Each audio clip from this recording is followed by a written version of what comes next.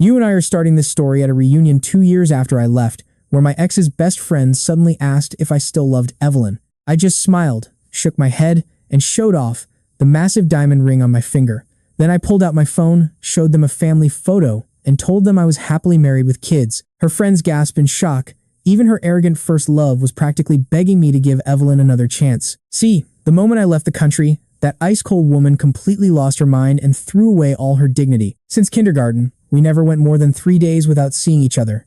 If I vanished for even an hour, she would absolutely lose her mind. But the moment that new guy Trent showed up, she ignored me for 3 straight months and blocked me on every single platform. When we finally met 3 months later, it was right after my car crash. I looked her dead in the eye and played completely dumb, "Excuse me, who are you?" Her smug boyfriend wrapped his arms around her and smirked, "We are just a couple of good Samaritans passing by to help you out, buddy." Evelyn stood there shielding him like I was some kind of threat. She did not say a word, completely backing up his absolute garbage lie. Honestly, if I did not know any better, I would have thought they were the most passionately in love couple on earth. I ripped the needle right out of my hand and made a quick phone call. "Mr. Taylor, I am ready. I am moving to Europe. Now pay attention, because this is the moment everything starts to shift."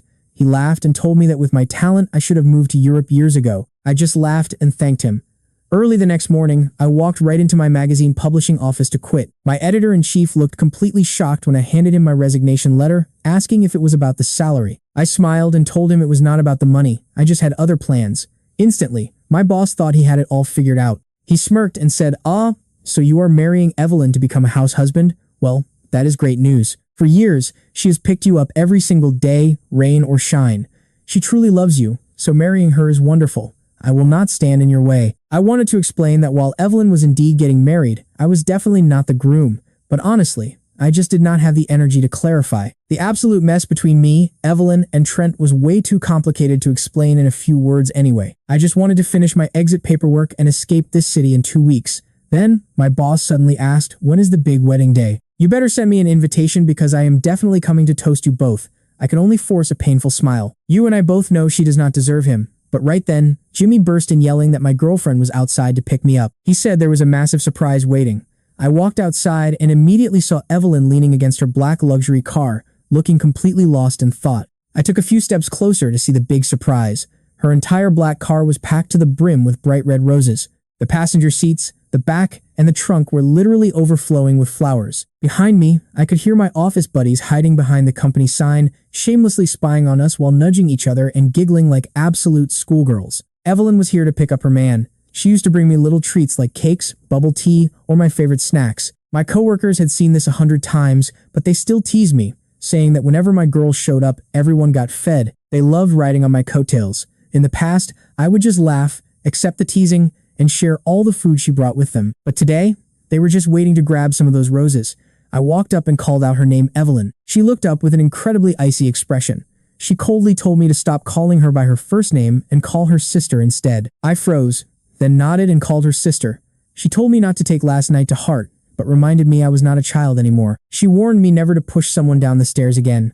I looked at her in absolute disbelief, letting out a dark, angry laugh. "So you only came here to interrogate me?" Her face darkened as she claimed I still did not understand my mistake, even after 20 years together. I yelled that even if I wanted to hurt him, I would not do it in my own house, but I immediately regretted raising my voice. After all, I was leaving soon. Arguing was just a waste of breath. I told her to leave and stop bothering me at work. When I walked back inside, my friends instantly noticed the heavy tension. Their teasing stopped, and they asked with real concern if we had just fought. They urged me not to be mad since she brought a whole truck of roses to apologize, telling me how incredibly blessed I was. They said a girl like her was rarer than a needle in a haystack. Completely unfazed, I just told them to stop crowding around. I told them to get back to work. Since I was the top photographer with massive influence, the younger guys just lowered their heads and shuffled inside. Jimmy quietly pulled me aside and whispered, "Hey, can I please have just one of those roses?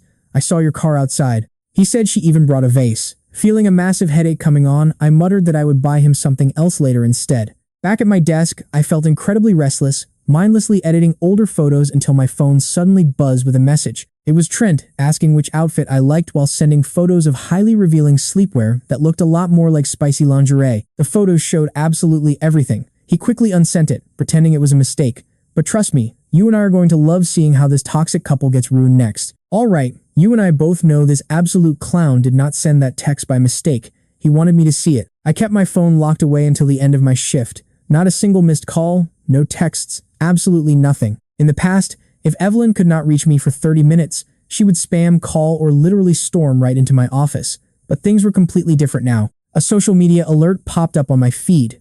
When I opened it, I saw that familiar black luxury car, completely stuffed with bright red roses. Trent stood there holding a massive bouquet, smiling like he had won the lottery. The caption read, "Thank you, babe. This is the best birthday gift ever." So, today was his birthday. Everything she had packed in that car was meant for him. After my shift, going back to that house was the last thing I wanted.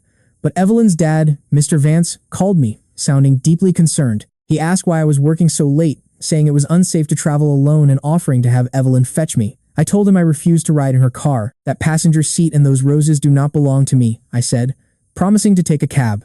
I hailed a ride, and when I arrived home, they were both waiting. Trent was dragging a massive suitcase straight out of my bedroom. He chirped, "Oh, you are back, Jason." My blood immediately boiled. "Who allowed you to go into my room?" I demanded. Hearing this, Evelyn slammed her cup onto the table, replying, "I did. Got a problem? I did not give permission. Who is he to enter my space and touch my things?" "Jason, this is the Vance house," Evelyn snapped back. "Trent is my fiancé," she declared. "He lives here and goes wherever he wants." Her words felt like a bucket of freezing water poured over my head. Now watch this snake play the innocent angel, gently scolding her for hurting my feelings, before turning those fake, wide eyes right toward me. He claimed he heard from the maid that Evelyn still kept her clothes in my room. Since she took up half my closet, he decided to do me a favor and move them. So, he took the initiative to move everything into their shared bedroom. It was hilarious, considering how insanely clingy Evelyn used to be with me. Growing up, I never got a single love letter because she literally terrorized any girl who tried. Later on, she boldly moved all her clothes into my bedroom under the cute excuse of having me pick her outfits. I literally knew her wardrobe better than she did. I knew exactly where every single item belonged. Ignoring his smug face, I bolted upstairs and threw open my door. My room looked like a complete war zone. I honestly thought I had been robbed. My clothes and shoes were thrown everywhere in absolute chaos. Furious, I pointed at the mess and demanded answers from Trent. "Is this your idea of helping?" I yelled. Trent immediately turned on the waterworks, fake crying and whimpering that he was so sorry. He claimed he just was not careful. Not careful? He turned my room into a hurricane zone. His acting skills were on another level. Evelyn frowned and snapped at me to watch my attitude. I laughed bitterly. I did absolutely nothing, yet somehow this was still my fault. Now, you and I both know she should have defended me, but instead she demanded respect for him. I told her to come upstairs and look at the disaster. When she finally saw the absolute wreck of my bedroom, a brief flash of shock crossed her face, but it vanished in a second. A moment later, she smiled at Trent with sickening fondness, saying that from now on, they would just let the maids clean up their room instead. "But I do not want anyone else touching my sleepwear," Trent whined, emphasizing the word while blushing like a maiden. Talk about drama. Evelyn gave in helplessly, promising to clean it herself while he rested. Trent stuck his tongue out playfully, teasingly asking if he was too clumsy. She reassured him that being clumsy was fine since he had her. I squeezed my eyes shut, completely disgusted by this pathetic handover of my life. If it were not for work tying me down, I would have flown across the ocean already to escape this nauseating, chaotic display. Evelyn coldly told me to calculate the cost of my damaged things so she could compensate me. I laughed out of pure, unfiltered rage. Unbelievable. Evelyn was throwing money at me now. Of all people. Trent even had the nerve to brush against my arm, whispering that I should ask for a massive sum. Since he was there, he claimed she would pay whatever I asked. Evelyn just glared at him playfully. She teased him for taking an outsider's side to empty his wife's wallet. Trent pouted, saying that as the older brother figure, he had to protect me. I sneered. An outsider? She was right. They were the perfect couple now, and I was completely excluded. I was just the adopted son, a true outsider. Suddenly, my phone rang. It was Mr. Taylor. I answered, and he asked about a series of bird photos I shot a while back. He said they were beautiful, and a magazine editor wanted to take a look at them. He asked for the original film. I agreed, telling Mr. Taylor to wait while I went to my room. I always preferred analog cameras. All my past rolls of film were locked in a small drawer, but as I went to unlock it, I discovered the entire cabinet was soaking wet. Trent gasped, saying he was sorry. He claimed he spilled coffee and wiped the cabinet down with water to stop it from staining. A cold chill ran down my spine. I did not even bother wasting words on him. I quickly unlocked the drawer, and the moment I pulled it open, my heart completely died. Row after row of precious film rolls were submerged in water. Some were unraveled, others discolored, all tangled into a soggy, ruined mess. The standing water had turned a murky brown. This was literally all of my photography work from the last 3 years. The bottom of the cabinet was utterly ruined. I trembled with pure rage, unable to speak, completely unaware that Evelyn had just walked in. Seeing the disaster, she nonchalantly offered to pay for the ruined film. Trust me, you and I would have snapped right then and there too. Can you even afford to compensate me? Do you know what these films mean? Let's dive into this wild story. Evelyn just frowned and said it is already ruined. She claims throwing a fit won't change anything. Trent was only trying to help me pack my clothes, and spilling that coffee on them was just an accident. Oh, so an accident excuses everything? If someone gets run over by a car, does a simple, sorry, close the case, Jason? I ask her coldly. Evelyn snaps at me. She tells me to stop talking nonsense and asks how I can compare film to human lives. If they are gone, just shoot them again. Later, on the phone, Mr. Taylor sounds incredibly worried. He asks if I am okay or if something happened at home. I just sigh. I tell him I cannot send the original film yet, but I will shoot a new set soon. He says there is no rush, since my visa takes another half month. Evelyn immediately locks onto that word visa. She demands to know if I am going abroad. I just hang up, calm myself down, and start cleaning the absolute mess. I lie and tell her Mr. Taylor's visa expired. He is too old to travel easily, so he asked me to help him apply for a new one. You are lying, Evelyn sneers. She asks why Mr. Taylor would not just ask his own son who lives here. I roll my eyes and tell her to ask him herself. She claims she is not that bored. I tell her to stop asking questions then. I spend the whole night cleaning up the bedroom, throwing away my ruined clothes. I just shove the dirty clothes into the closet corner. I manage to salvage a few film rolls, but the original pictures are soaked and heavily damaged. All my liquid chemicals leaked everywhere, and the developing powders are totally ruined by the moisture. Now, watch closely here. Today was just Trent's warning shot. He sends me a message, waits exactly 2 minutes, and deletes it before the timer runs out. He wanted to make sure I saw his threat without leaving any evidence behind, but I was on guard this time and screenshotted it immediately. I smirk coldly and send the screenshot right back to him. This time, he goes completely silent. Honestly, his panic reaction is absolutely hilarious. Did he really think his petty tricks would work forever while I just played the victim? The guy seriously underestimated who he's messing with. 10 minutes later, he asks what the meaning of this is. I reply, there is no meaning, just a warning. Then I shut my phone off completely, not caring if he unsends anything. I honestly do not care anymore. How will Evelyn react when she finds out? Since the day I chose to leave, I stopped hoping for anything from her. At breakfast the next morning, Mr. Vance notices how exhausted I look. He kindly asks if I stayed up all night because I look terrible. I tell him I just slept poorly, but will be fine after some rest. Suddenly, Trent chimed in, saying I really need to watch my health for the next few days. He says I will be super busy at Evelyn's wedding. I look up, surprised. The wedding is set? Yes, next weekend. Didn't she tell you? Mr. Vance sighs, saying Evelyn used to tell me every little detail of her life, but now she keeps a massive thing like her wedding a secret. You and I both know what is coming. I check the calendar and see the wedding is the exact day of my flight.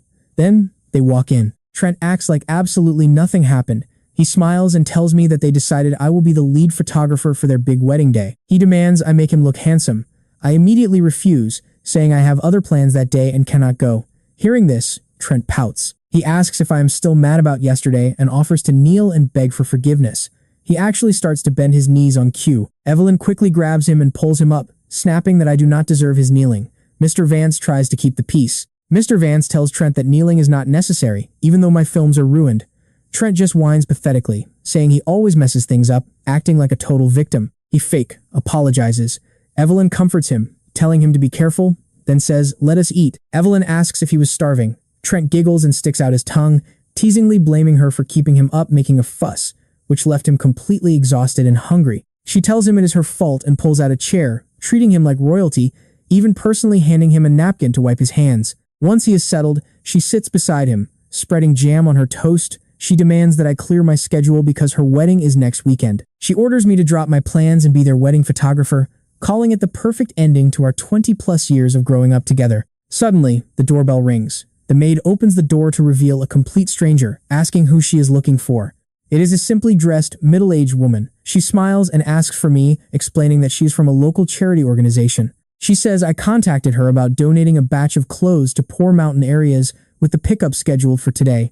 I quickly stand up and say I am Jason. I ask her to wait, go upstairs, and stuff all my remaining clothes into several massive bags before dragging them back down to her. She is incredibly grateful, thanking me because the weather is getting cold and many boys in the mountains do not have enough warm clothes for the winter. She says this will help many people. I tell her it is nothing and ask her to move the bags to her truck. She agrees. As I tell her to wait, Evelyn walks over looking very suspicious. She looks down at the 7 massive bags on the floor and frowns. She asks if I am donating all my clothes. Mr. Vance is also shocked, saying we can donate money instead of giving away all my wardrobe. He asks what I will wear. I look at Evelyn, chuckle, and ask if she wanted to compensate me for Trent's actions. I am tired of these clothes. I do not want them anymore. Once I get the money, I will buy brand new clothes. Is there a problem? Evelyn stares, then nods. She asks how much I want and offers to transfer it right now. I hold up one finger. 1 million? No, I correct. 10 million. Trent loses his temper, screaming about old outfits. I glare at him and turn back to Evelyn. 10 million. And that is where we leave it for now. Trust me, you are going to love seeing how our main character finally walks away from his toxic past. These clothes Evelyn bought me, I left them all behind. I wanted nothing of hers, especially not her money. Just like she said, I was always just an outsider in the Vance family home. $10 million to settle the score. 20 years of caring, erased just like that. Evelyn looked totally annoyed. Jason, what exactly is your game here? Do I transfer this money or not? If you don't want it, fine by me. She hesitated, but finally sent the cash over. I kept my word, she snapped. This is Trent's compensation, so don't you dare go making things hard for him ever again. Checking my balance, I was $10 million richer. I gave her a faint smile. Don't worry, that will absolutely never happen again. She added that having me shoot their wedding was Trent's big dream, so I had to be there. I realized my flight was late that night, right after the wedding, so I just nodded and agreed. But during the next few days, I barely even set foot in the Vance house. Instead, I went to the countryside to shoot some bird photos and sent them to Mr. Taylor. He was so thrilled that he called me on video right away. Jason, your compositions and colors are sharper than ever. Trust me, the big magazine publishers over here in Europe are going to fight tooth and nail for you. We will meet them all when you land and choose the absolute best offer. Honestly, getting that kind of praise felt incredible. Thank you, Mr. Taylor. Oh, by the way, did you tell your sister? She agreed to let you build your career in Europe, right? I smiled. Actually, she is extremely eager for me to leave. That is awesome, he replied. Nothing to worry about then. I honestly thought telling her would be a massive headache. Instead of waiting, I got Mr. Taylor's address and shipped all my heavy photography gear to him ahead of time. On the wedding day, stick with me here. I just borrowed a cheap camera from the event company. Trent finally got his dream of marrying rich. He could not hide that smug, arrogant grin on his face, especially since I was the one taking his pictures. He strutted around like he owned the place. While Evelyn was busy greeting guests, he literally dragged her over, demanding I take photos of them. Even Mr. Vance felt bad and tried to step in. Trent, you have enough photos. Let Jason rest a bit. But Trent argued, Jason is a pro. A few pictures won't kill him, right, Jason? Mr. Vance frowned, clearly annoyed. I will get the venue's official photographer to take over. Jason needs a real break right now. But they are not nearly as good as Jason, Trent whined. Today is the biggest day of our lives, a once-in-a-lifetime event for us. We need Jason to capture our happiest moments. I did not say a single word.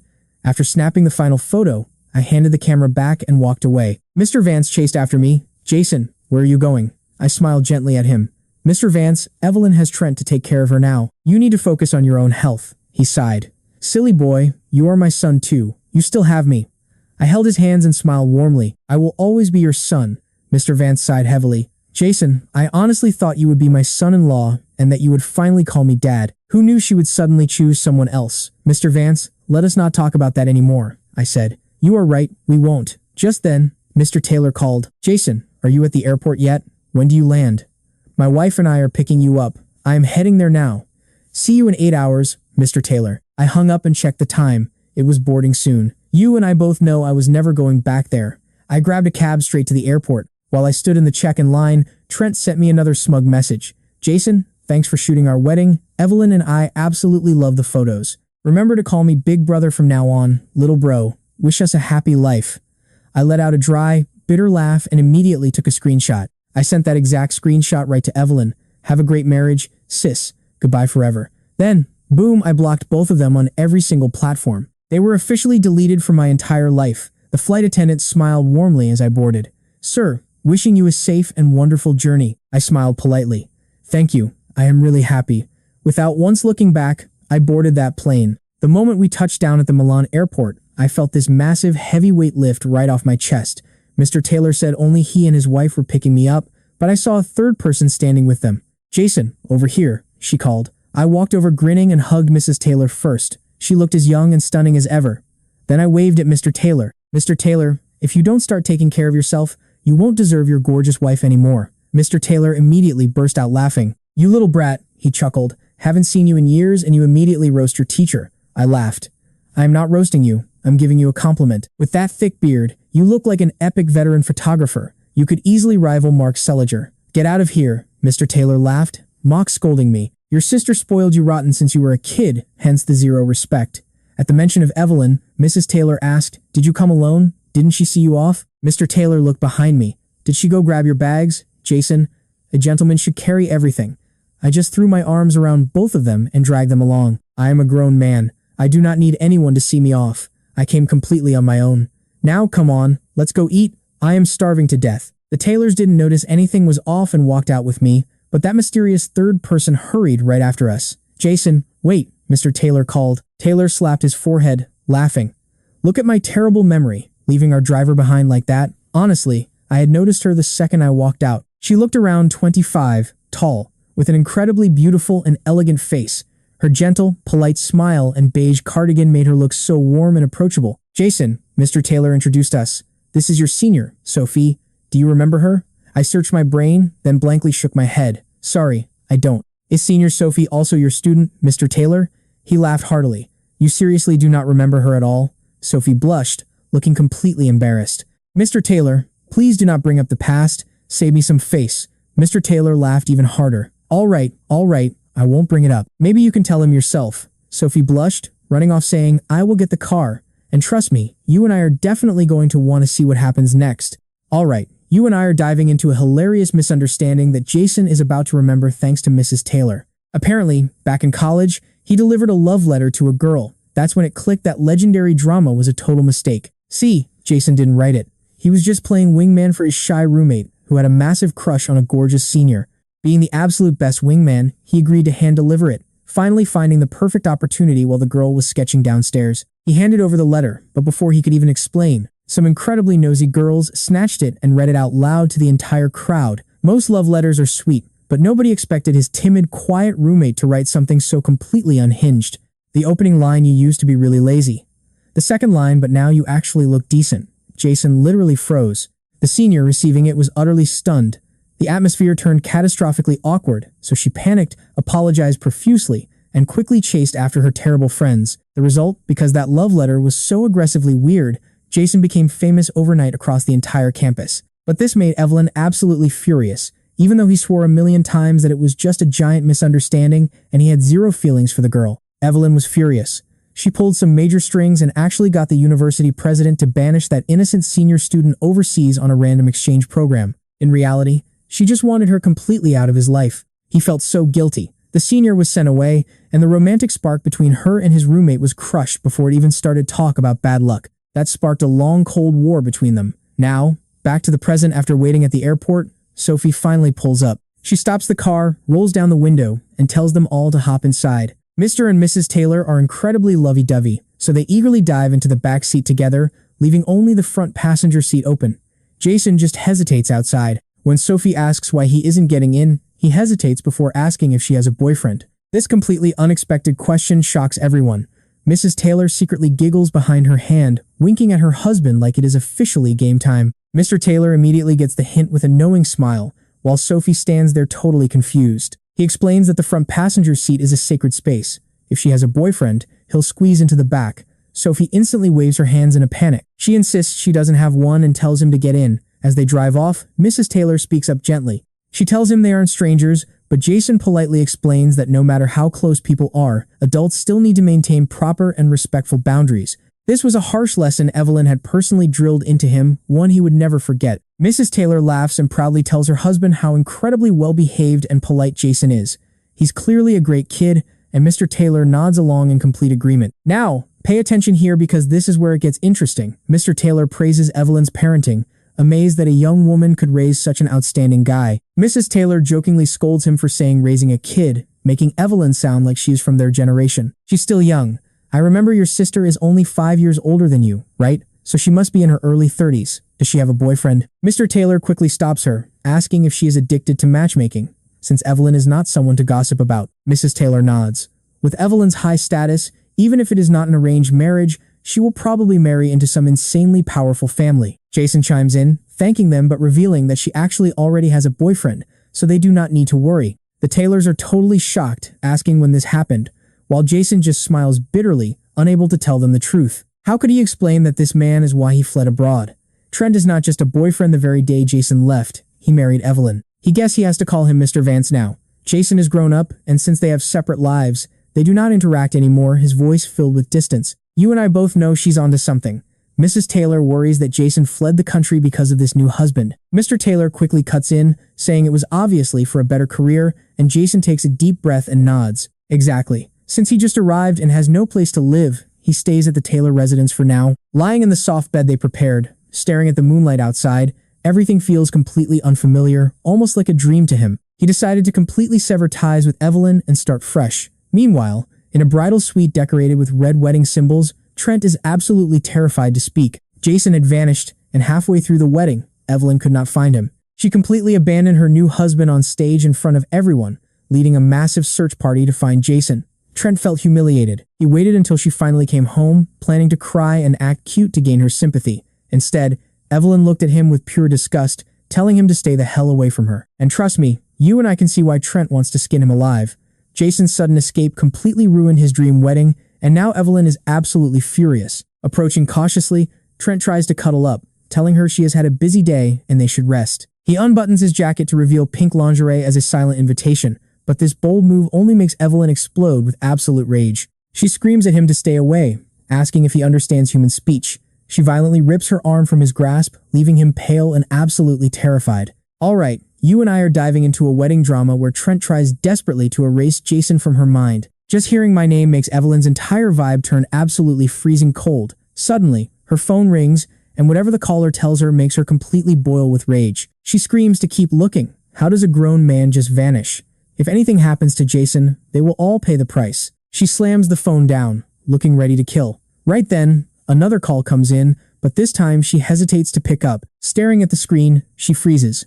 Trent watches as her face goes pale with pure panic, her hands shaking like crazy. She finally answers, voice trembling, asking the officer if they found him. Then, clatter the phone slips and hits the floor. Evelyn stands there completely paralyzed, looking as if her soul just left her body. Luckily, the tough phone triggers the speaker as it hits. The officer's voice echoes through the room. They found a man's body at the reservoir. Based on his clothing, it is highly likely to be Jason. Trent hears everything. Am I really dead? Did I actually kill myself on her wedding day because I loved her that much? But then, a dark thought hits Trent. Since Evelyn loved me so much, my death would make her blame herself forever. This is where you and I see his twisted side. Trent thinks that a dead first love is totally unbeatable, an untouchable memory she will cherish forever. But who cares? If I am dead, Evelyn belongs to him now. No one is left to snitch on him anymore. A smug smile creeps onto Trent's face, but he knows he has to play along. He viciously pinches his own leg, letting the pain force real tears into his eyes. Gasping for air, he covers his mouth and cries fake tears. How could this happen to Jason? Did he have some secret struggle? He whines that he could have helped as a brother. Shut up, Evelyn screams, terrifying Trent so much that his fake sobbing cuts off instantly.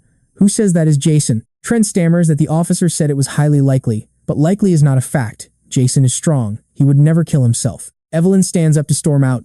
Trent bites his lip and grabs her arm like a pathetic victim, asking where she is going. He begs her not to leave him on their wedding night. Evelyn turns slowly, her eyes freezing him. You better know your place. Trent, who do you think you are? She glares at him.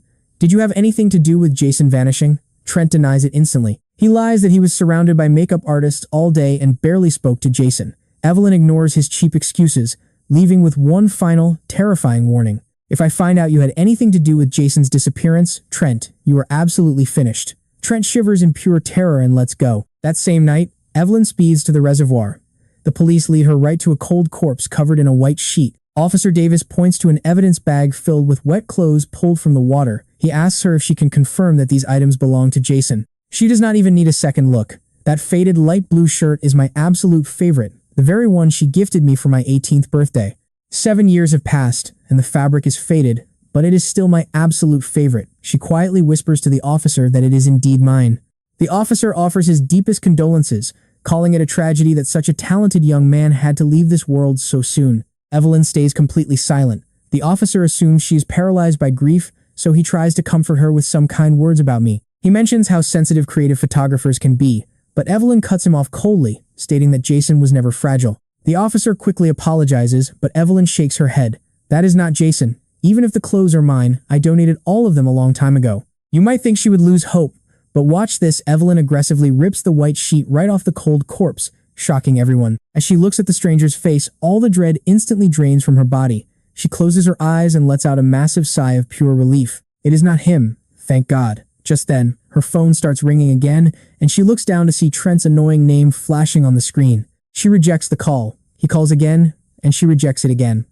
By the third time, her patience snaps and she demands to know what he wants. The trembling voice on the other end is actually a delivery driver. He nervously apologizes and tells her there is a package waiting for her. He asks if she can sign for it at her villa gates right now. She tells him she is way too busy to deal with random mail. The driver offers to return tomorrow, but Evelyn stops him. She demands to know who sent it, and the answer freezes her. It is from Jason. Evelyn instantly hangs up, tells her staff to wait, and speeds home faster than she ever has in her entire life, her heart racing. She spots the delivery guy at the gate, but his hands are completely empty. Furious, she grabs him and demands to know where her package is. The terrified driver stammers that a man claiming to be Mr. Vance already signed for it. Evelyn freezes in shock. There is no Mr. Vance living in her house. The imposter is obviously Trent. Fuming with absolute rage, Evelyn storms right into her villa, ready to tear him apart. Meanwhile, Trent is locked in the bathroom having a massive panic attack, frantically dumping the contents of a box into the toilet and slamming the flush button over and over. Suddenly, Evelyn kicks the door open. She snatches the box from his hands and begins frantically flipping through what is left inside. The box is packed with photos tracking her journey from a young teenager into a gorgeous, mature woman. Pictures of her in school uniforms, sportswear, and elegant business suits from every possible angle. Every single photo was taken by me over the years, and many of them she never even knew existed. We leave it here, with Evelyn holding proof of my life's work, years of secret photos captured from my heart. Stick with me here. These photos were actually Jason's secret confession to his lifelong muse, proving how much raw emotion he poured into every single shot from the very beginning. In his eyes, she was constantly glowing with a golden light. His deep love shone through the camera lens, overflowing in every single picture. As the years passed, she grew into a mature woman on camera, sometimes intensely focused on her work, other times eating with quiet elegance.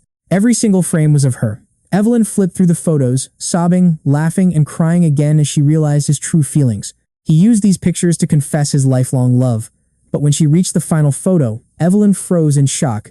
It was her own wedding picture, captured by his hands. She was standing in a white gown next to another man. Seeing it now made her chest tighten with sudden, agonizing pain. Clutching her chest, the photo slipped from her trembling fingers. She ignored the stabbing pain, diving to pick it up, and spotted handwriting scribbled on the back. It was his handwriting. She read the words carefully. It said, "Evelyn, starting today, I guess I really need to change what I call you. I must call you my sister now. Sister, I hope you find happiness." Hearing that felt like an icy, freezing wind ripping through her chest. She frantically turned over every single picture. "Evelyn, you look so cool playing basketball today. Evelyn, I am 18 now, a real adult. I want to choose who I love myself. I like you. Do you even know that? Evelyn, I caught your smile on camera again. You are so scary when you are lecturing other people, but you have never been harsh with me. Does that make me special? Will we be together in the future? I am starting to lose hope. Please, just give me a straight answer. Evelyn, I swear I never wrote that love letter, but you getting so incredibly furious proves you still care, right? Evelyn, do you truly love me, or am I just a little brother to you? Now, pay attention to this twist. She finds one photo brutally torn in half, with only her name on the back. Consumed by rage, she grabs Trent by the wrist. Where is the rest of it? Trent whimpered that she was scaring him, but she demanded to know where the missing piece was, and he pointed to the bathroom. I shredded it and flushed it away. Evelyn furiously threw his arm aside, sending him crashing hard onto the floor as Trent trembled, trying to find an excuse. Jason had creepy, dirty thoughts about you and sent you these pictures. What if the media found them? It would destroy your career. I only destroyed them to protect your name. Get out of my sight, but I am your husband, Evelyn, and Jason is gone forever. Just let me stay here. He scrambled up, desperately lunging to hold her, but she was absolutely done playing nice. She shoved him down, looming over him with a deadly warning. I do not want to hurt you, so pack your things and get the hell out of my sight. Realizing she was about to snap, Trent tried to pacify her. I will go make you dinner since you are hungry. I will go right now. Evelyn growled, emphasizing every single word. Get out of our house. Security was called, and Trent was literally tossed onto the street with his trash. At last, silence settled over the empty house. She clutched the box of photos tightly, softly tracing her own face with her fingertips. Jason had joined her family when he was just a kid. Even his handwriting was taught by her, guiding his tiny hands stroke by stroke. "Jason, where are you?"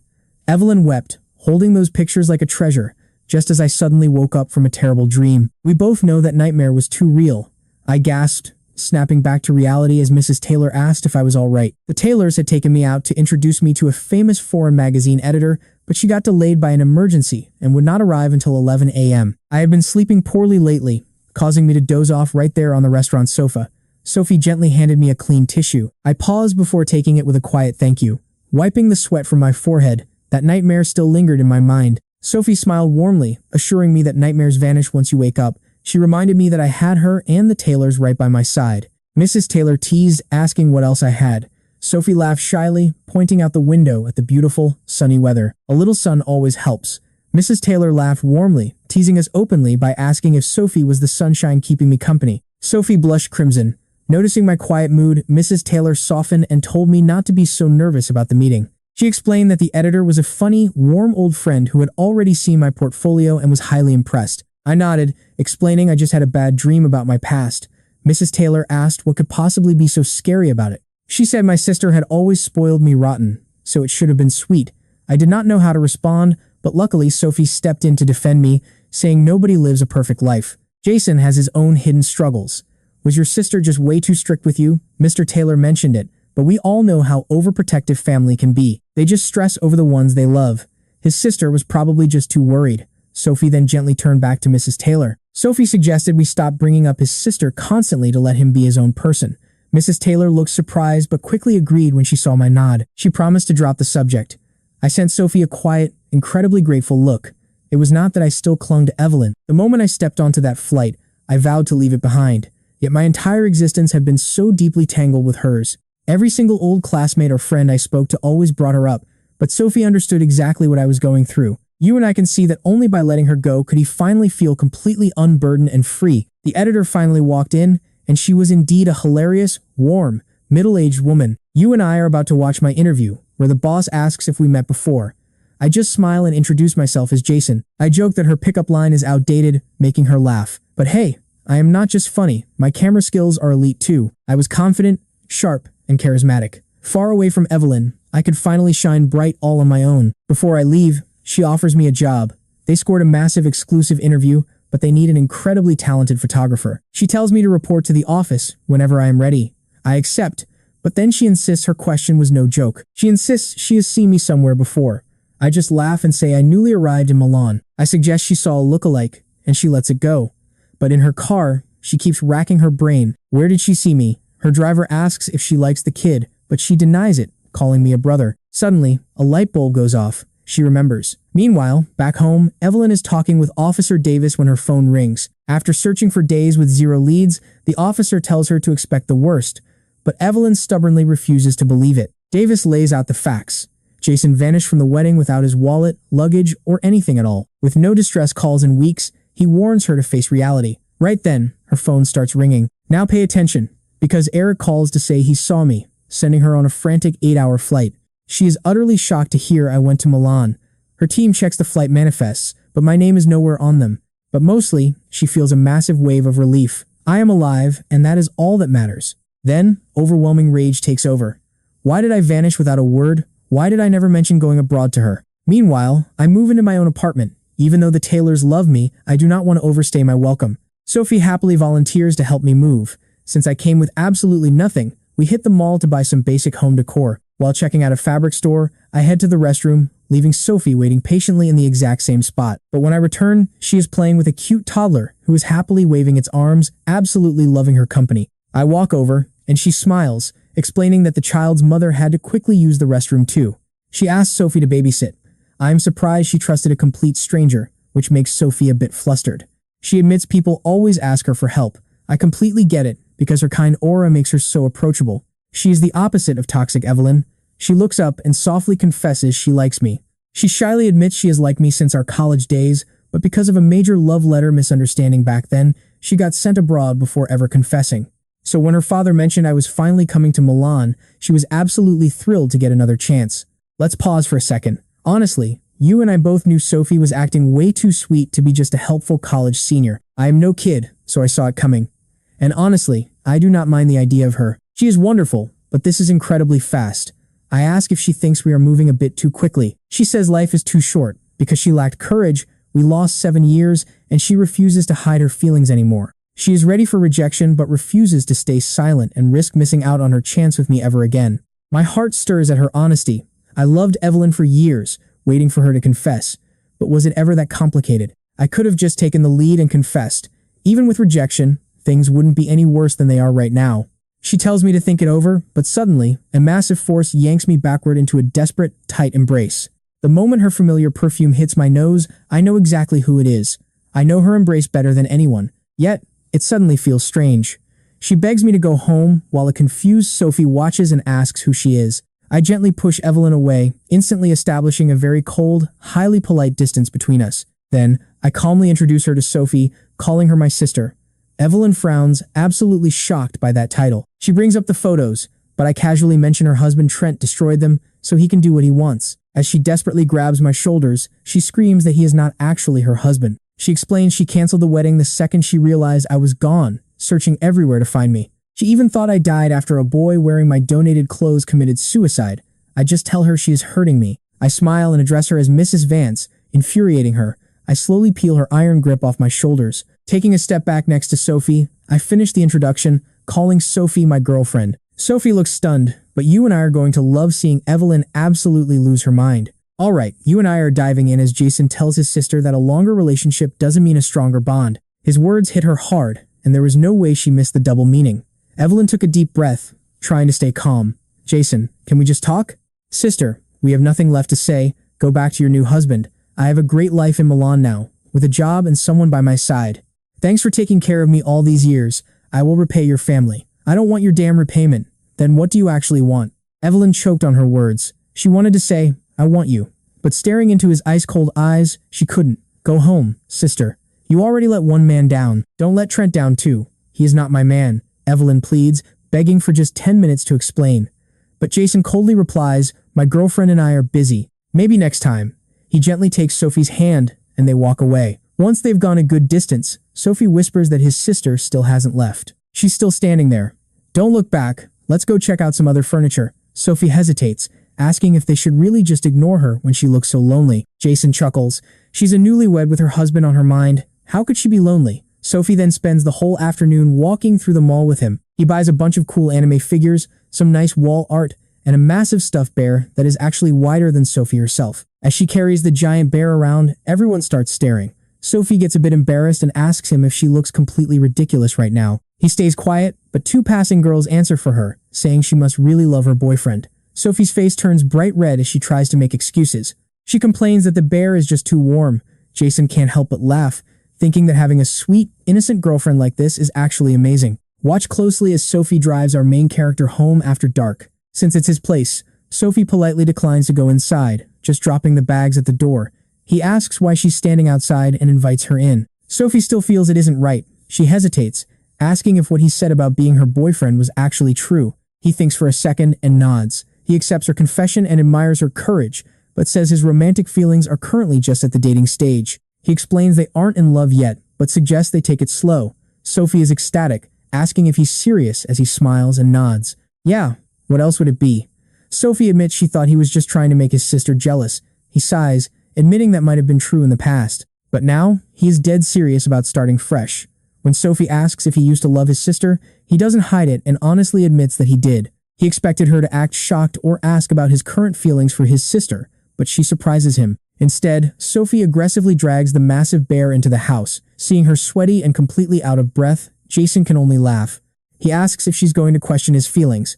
Sophie just smiles, reminding him that he already said those feelings were in the past. She wipes her sweat and smiles, saying she trusts him. Time flies, and after that day at the mall, Evelyn disappears from his life completely. You and I can agree Sophie is amazing, always caring, but never clingy. Her love is gentle and steady, bringing him total peace. But one morning, his quiet life is interrupted by an urgent call from a Milan magazine editor. The editor needs a huge favor. His host friend is interviewing a major celebrity today, that massive star they discussed last time. They are short on brilliant photographers and desperately need his help. Jason agrees to go, so the editor tells him to head straight to the set to discuss the details. He sends over the location, absolutely thrilled that Jason is willing to save the day. Knowing time is of the essence, Jason grabs a cab and rushes to the studio. When he arrives, the crew is ready and the gear is fully set up. They are literally just waiting on him to begin. Jason scans the busy room, but before finding his contact, a familiar face immediately catches his attention. The studio is loud and chaotic, yet Evelyn easily stands out as the most gorgeous person there. He never expected the celebrity to be his own sister. She still hasn't gone home. Has she been in Milan this entire time? He watches her calmly, surprised that he no longer feels any anger or heartbreak. Suddenly, Evelyn shifts her gaze, and their eyes lock from completely across the crowded room. Neither moves to say hello, but the host, Jeff, notices her look and turns around. Spotting Jason, his face lights up with pure excitement as he approaches. "You must be Jason. Thanks for coming so fast. This is amazing."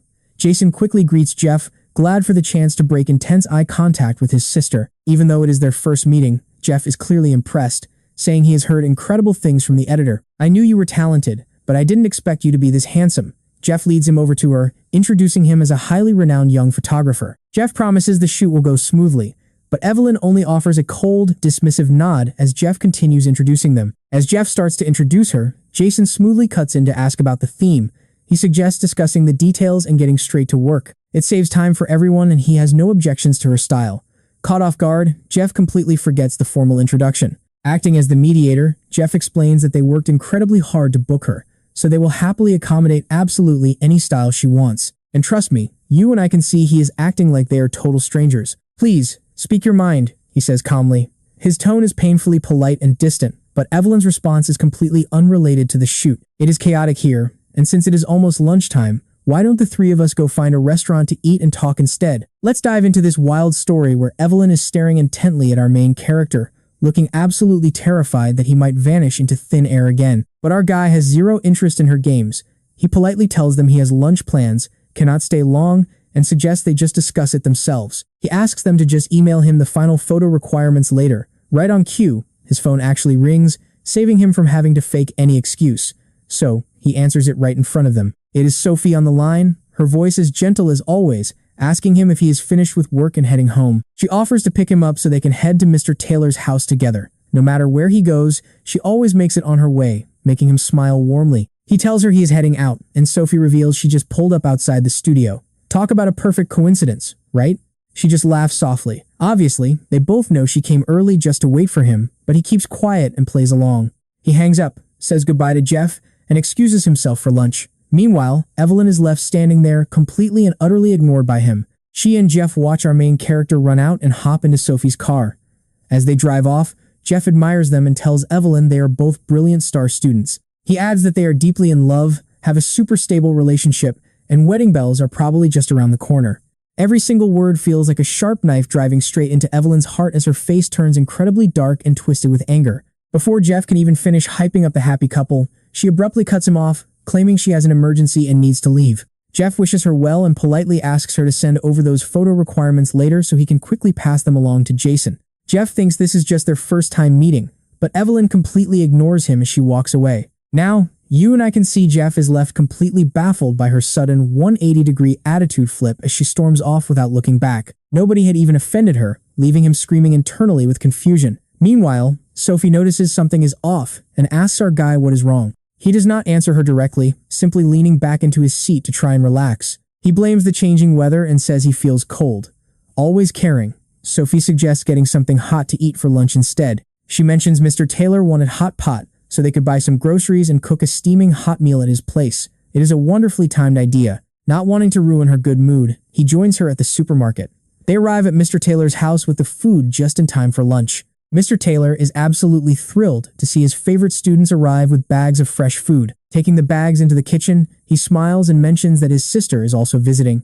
He decides to cook extra so they can all eat together. Sophie glances at him quickly, but his expression remains totally calm. He smiles at Mr. Taylor and heads into the kitchen to help prepare everything. Once the food is ready, they head over to the dining room.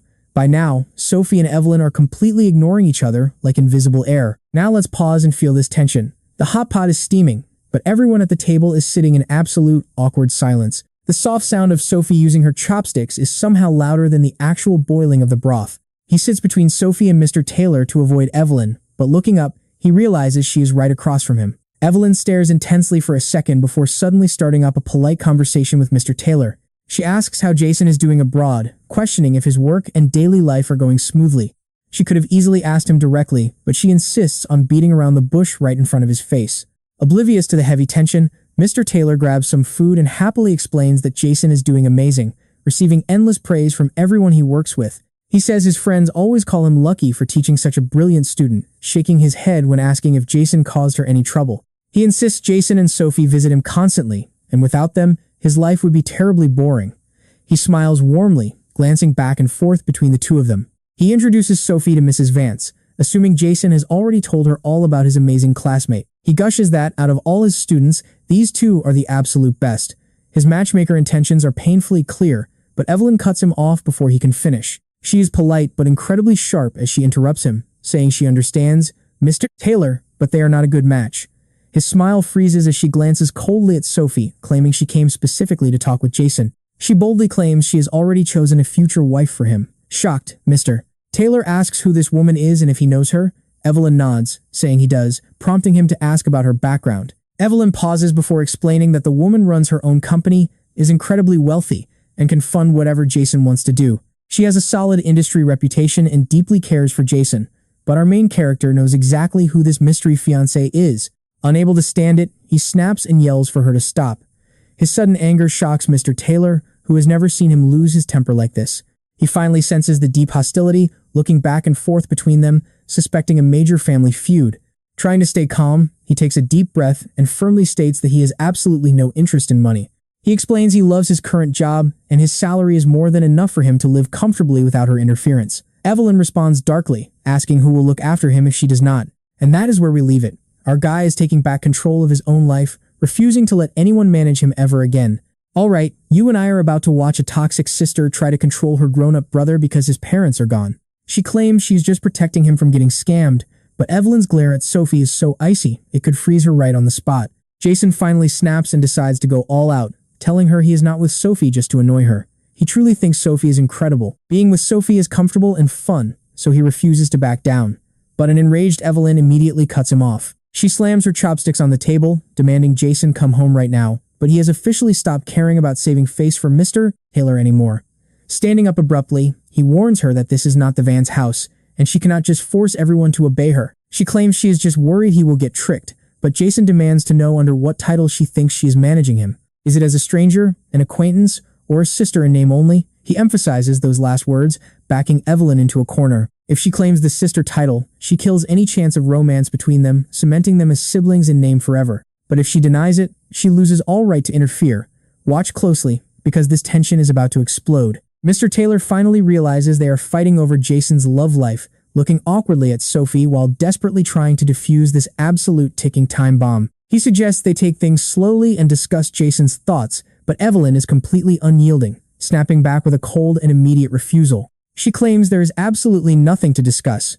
Not wanting to make Mr. Taylor more uncomfortable, Jason simply grabs his coat and deeply apologizes for ruining what should have been a nice hot pot meal. He tells them to go ahead and eat as he takes his leave, making sure to reassure Sophie so she can enjoy her meal with Mr. Taylor. Evelyn is left absolutely fuming after being ignored, and she storms right out the door after him, completely disregarding Mr. Taylor. She demands he stop right there, but he just ignores her, picking up his pace down the street. Realizing he is about to leave the neighborhood, Evelyn throws away her pride and sprints forward to grab his arm, desperately begging him to listen, while Jason asks how many times he has to explain. He refuses to hear her out, but their explosive argument ends with Evelyn physically shoving him into her car parked on the side of the road. She pins him right into the passenger seat and locks the doors from the inside, forcing him into a tight, claustrophobic space with her whether he wants to talk or not. He yells with trembling, red-eyed anger, demanding to know what more she wants after ruining everything, reminding her they are in a foreign country. He warns her that her usual tricks will not work here, and threatens to sue her for false imprisonment, though his voice lacks her stubborn resolve. Taking a deep breath, she speaks in a hoarse voice he has never heard before, apologizing and stating she only wants to tell him one thing. Now, let that sink in for a second. She confesses that she has liked him all along, and declares she won't allow him to be with anyone else. She claims she is the only one who will spend life with him, showing a rare moment of weakness. Yet, her confession sounds more like a military command, which he finds utterly absurd as he laughs and calls her sister, saying she has the wrong guy. He tells her she should be saying this to Trent, causing Evelyn to rub her nose as a massive headache builds, begging him not to bring him up. He refuses to stop, deliberately prodding her by calling her sister and wishing her and Trent a long, happy marriage with children in their future. He mockingly asks if they had a fight, intentionally stabbing her with that sister title every chance he gets. The sheer frustration gives her an intense headache, leaving her breathless. She desperately wants to tell him to stop calling her that, but she has no excuse, completely choking on her own words. Seeing her distracted, Jason seizes his chance by violently slamming his fist against the car window and screaming for help at the top of his lungs. Luckily, patrolling police officers hear the commotion and immediately head over to investigate. Only then does Evelyn realize he was not bluffing, but it is already too late as an officer knocks sternly on her driver's side window. The officer orders her to step out of the vehicle, forcing a reluctant Evelyn to unlock the doors and face interrogation. She desperately tries to claim it is all a misunderstanding between two people who know each other, saying he just does not want to be her sibling. This bizarre story only makes the police more suspicious, and the officer turns to Jason to ask if she is telling the truth. He coldly states she is just an unrelated sister, nothing more. Evelyn stares in utter disbelief, her lips moving to speak, but the officers give her absolutely no chance. He stands there apathetically until he sees her taken to the station for questioning, then immediately calls Sophie to pick him up. He asks if she can pick him up, and without asking any questions, Sophie immediately rushes to his location as fast as she can. He stands alone on the dark street, looking so fragile and exhausted that a gust of wind could knock him over, and asks softly if Mr. Taylor is okay. Sophie reassures him that she explained everything to keep him calm, though she clearly wants to ask more but holds back. She does not ask why he looks so utterly depressed until they get home, gently handing him a hot cup of tea before finally speaking up out of pure concern. She asks if his sister is regretting her actions, proving she is highly perceptive. After all, normal siblings do not have intense physical fights on the street over a brother's love life. Jason nods, telling Sophie he has zero regrets, looking at her with absolute resolve and zero hesitation. So, what do you and I think? For Jason, they are now either blood siblings or complete and total strangers. We will have to see what she chooses, because he is ready for a fresh start. Alright, you and I are diving right into the mess where Evelyn gets stuck in interrogation for hours before her assistant finally bails her out. Stepping outside, her assistant quickly reads the room, noticing her terrible mood and keeping his mouth shut. But right at this incredibly tense moment, Trent had the absolute audacity to show up and track her down. As soon as he saw her, he ran over crying, pleading, "Evelyn, you have to save me. They have backed me into a corner." He cried about fleeing the country and getting caught, spinning a pathetic sob story like he would literally die if she did not bail him out. But Evelyn saw right through his act. Exhausted, she just asked how much money he wanted, making Trent instantly celebrate inside. He was ready to demand a fortune, but then he noticed her looking at her phone, her face completely changed, staring at him like a dead man. Asking what was wrong, he shivered and stepped back cautiously. Evelyn just let out a cold, bone-chilling laugh. She asked if he had that same face when texting Jason. Trent instantly froze, forcing a fake, stiff smile. Text? What text? He claimed Jason had been missing, and he had no way to reach him. But Evelyn was not about to waste her breath on his obvious lies. She was completely done with him. Instead, she shoved her screen directly into his face. Her private investigator back home had just recovered the deleted data and sent it over. He stared at the messages, panic flashing across his eyes. He gritted his teeth and tried to lie his way out of it. He claimed someone was framing him, blaming Jason for everything. But Evelyn shut him down instantly with a cold, roaring scream. The whole area fell dead silent. Now watch closely, because you can literally see her hand shaking with pure, unadulterated rage. Standing over him, she demanded to know if he forced Jason to leave the country. All the pieces she ignored were finally coming together, exposing the ugly truth. Seeing her perform a complete 180-degree turn, Trent panicked. Yet, he still refused to let go of his rich cash cow. He lowered his voice, trying to play innocent. He mumbled about how much he liked Jason, but his voice trailed off into absolute silence under her stare. Facing her icy glare, he did not dare utter another word. He knew right then that he was completely and utterly finished. Evelyn's mind was racing with absolute rage and deep regret, but she could not change the past. Giving Trent one last cold look, she spoke. She warned him that Jason was her ultimate line. He could play act to make Jason confess and realize her worth, but hurting him was totally off limits. She banned him from touching a single hair on his head, telling him to get lost. Trent was shaking all over. He lunged to grab her coat, but she dodged, leaving his hand empty in the air as he cried out his pathetic innocence. Completely disgusted, she turned her back on him. Just then, her phone rang. It was a call from her housekeeper back home. Ignoring Trent, she answered. The maid reported that the specialist hired to recover the security footage had finally finished and sent the file. And here is the exact moment you and I knew was coming. The video proves someone deliberately targeted young Master Jason. The veins on her hand bulged as she slowly turned to glare at Trent.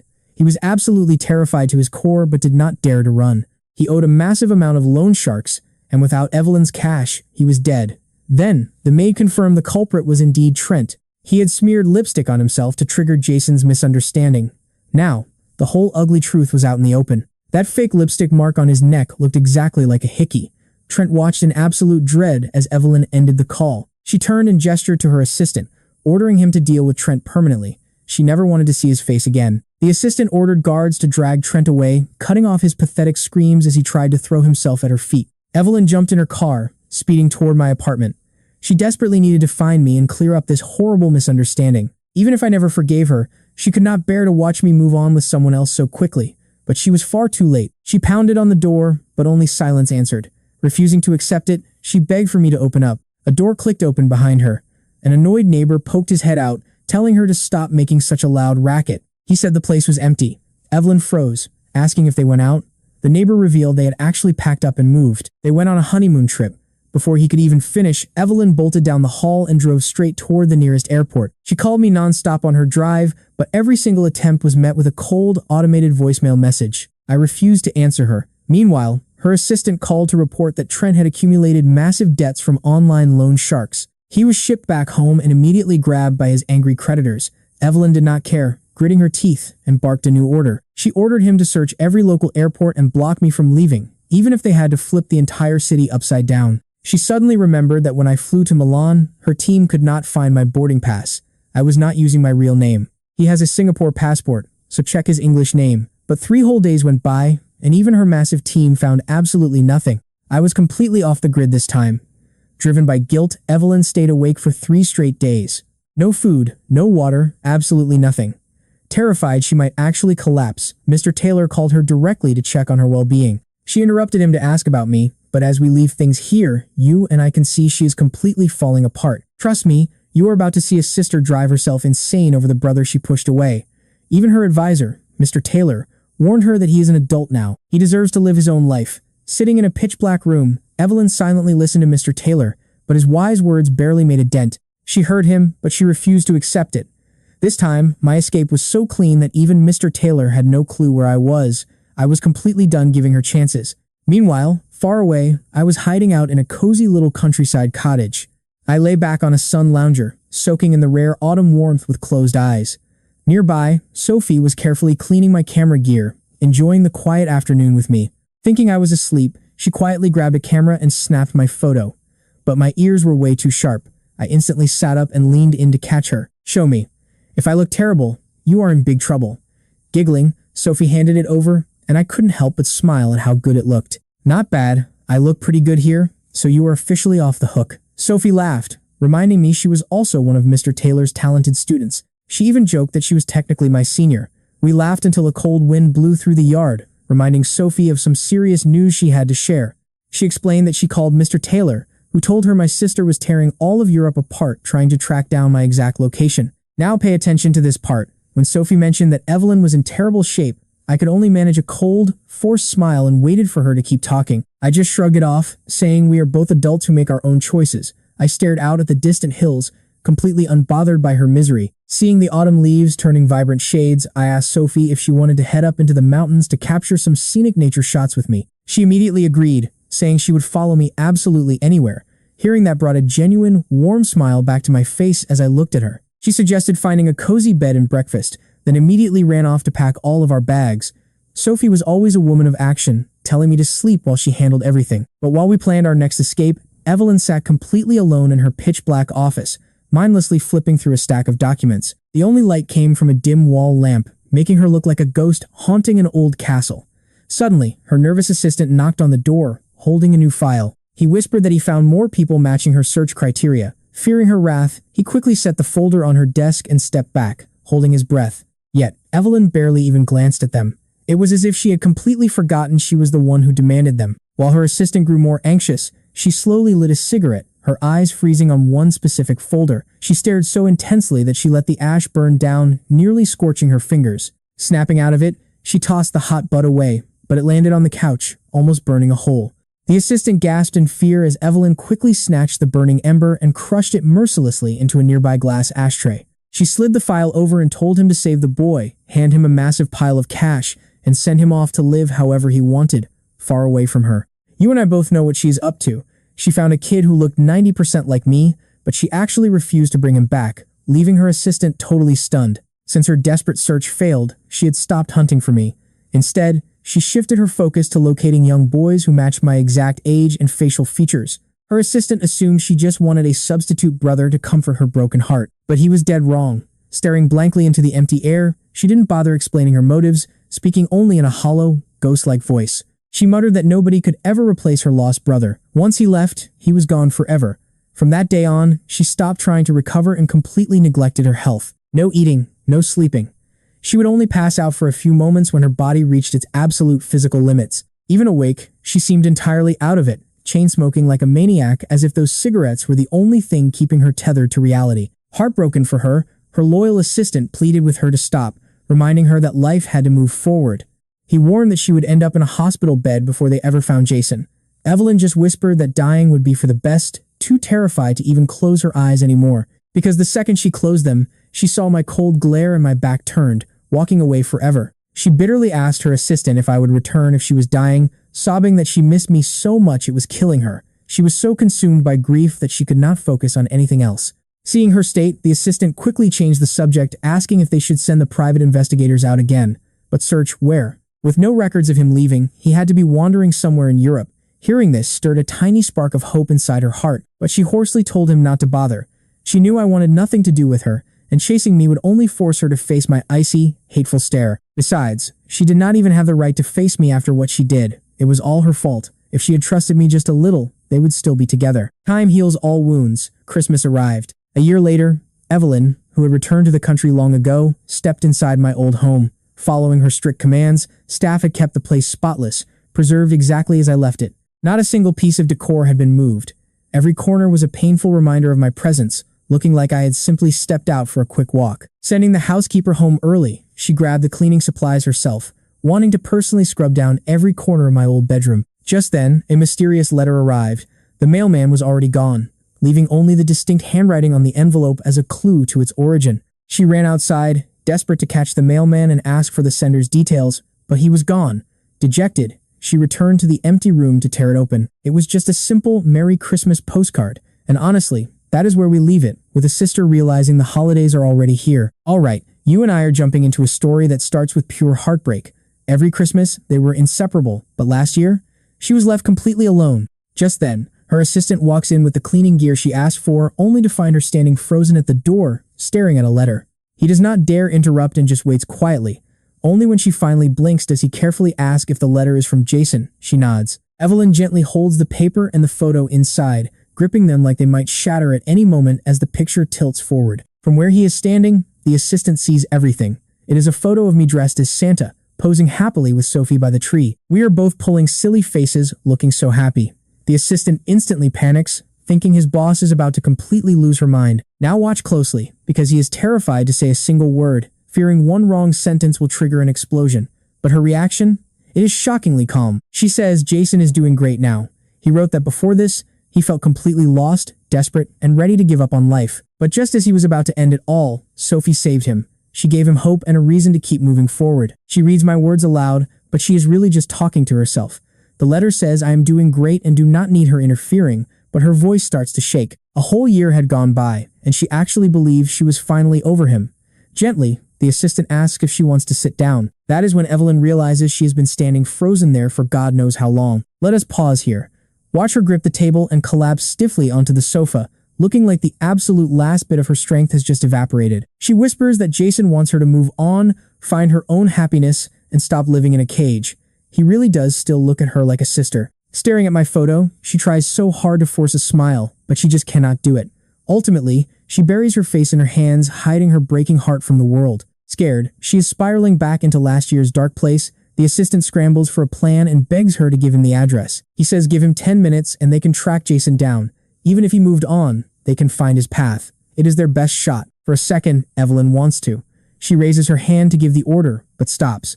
She shakes her head and slowly picks up the photo again. There is no need, she says. He is happy now, and so am I. Truly, I am doing fine. She looks up at her loyal assistant and tells him to go home and enjoy Christmas as paid time off. He does not push the issue and accepts. Dropping the supplies, he leaves her alone in a room drowning in our old memories. She has been lonely for so long that time is blurring together. She imagines me walking through the door, but it is just a cruel hallucination. Her fingers softly trace the familiar curves of my handwriting on the page. I wrote, "Merry Christmas, sister." And as we leave her writing her quiet reply, you have to wonder if she will ever find her way out.